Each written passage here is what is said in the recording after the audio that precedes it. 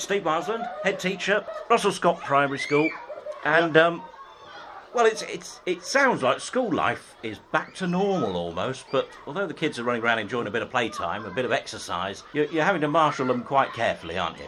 The new normal. Yeah. That's what we'll call it. The new normal. Yeah, we've got COVID sheriffs out there making sure they're all safe, but they're playing outside, but they're in their bubbles. So the playgrounds are all demarcated. So we've got Year 5 out there, and we've got Year 6 out there. So they're distance apart. There's a gap in the playground, so those bubbles are out, and they're getting some fresh air, which is what we're told to do. Keep all the windows open and run about outside. After such tough times, yes, that sound must be magical for you. Well, for teachers I've spent all my life at Russell Scott, believe it or not, as well. And this is what we do. We teach children, and we don't give them the credit for being so resilient and coming back to school so readily and with smiles on their faces.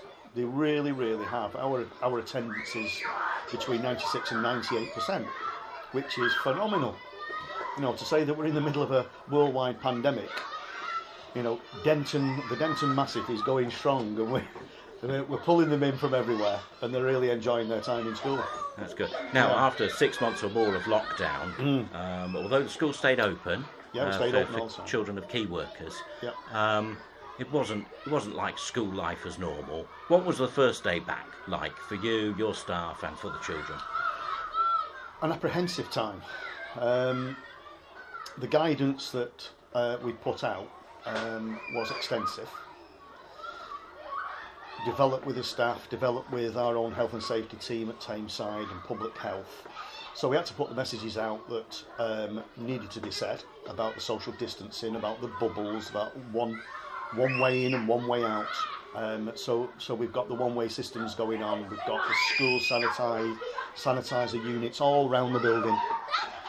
Banners are up to make sure and remind everybody about what the expectations are. And it was quiet. We're a big school. We've got 460 children, and it was very quiet. And children came in anxious and worried, and they found their way into school, and they stood with their mums and dads and carers and waited for something to happen.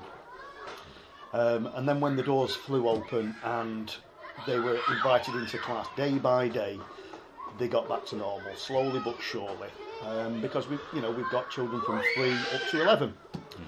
And some are very resilient, some who need a bit of coaching and cajoling, and everybody in between.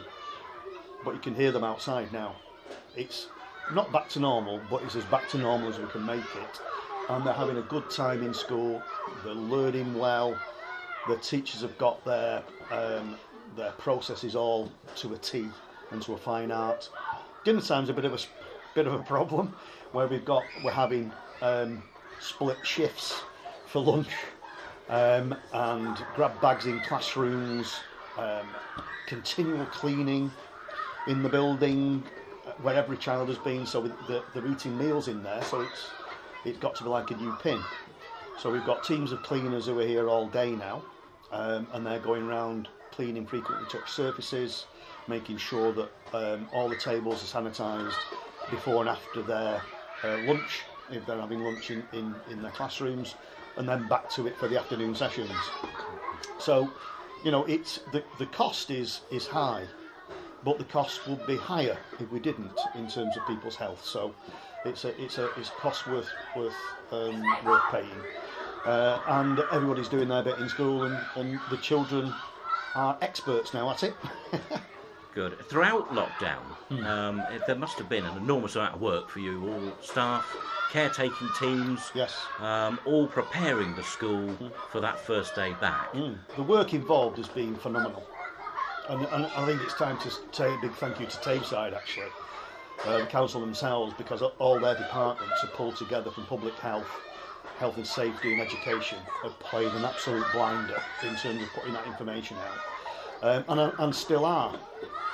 Because we're having the community champions coming in, and we've had the community group mending bicycles. So we put a shout out to all parents and children who's got a bike that needs some repairs. Rather than coming in the car, come on your bike. So we had that set up on Wednesday. So the council are doing everything that they possibly can, from the guidance early doors through March, which was a real toughie. But schools have taken it all on board. We've taken it all on board, and we're stronger for it in terms of looking after each other